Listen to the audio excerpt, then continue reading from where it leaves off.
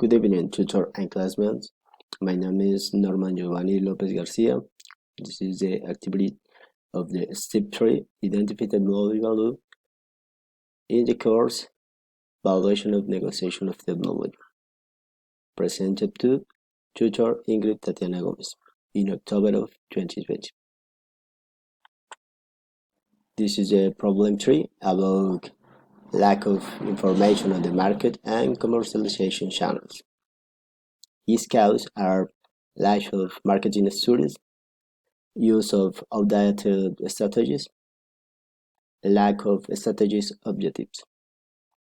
His principal cause is anachronistic business models, and his consequences are limited demand for the company's products,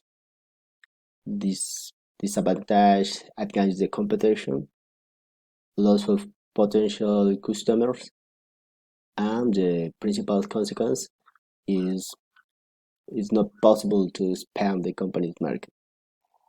Some recommendations about this topic are research current marketing channels and their impact on the economy, and promote marketing through the use of social networks with some content and through adversity.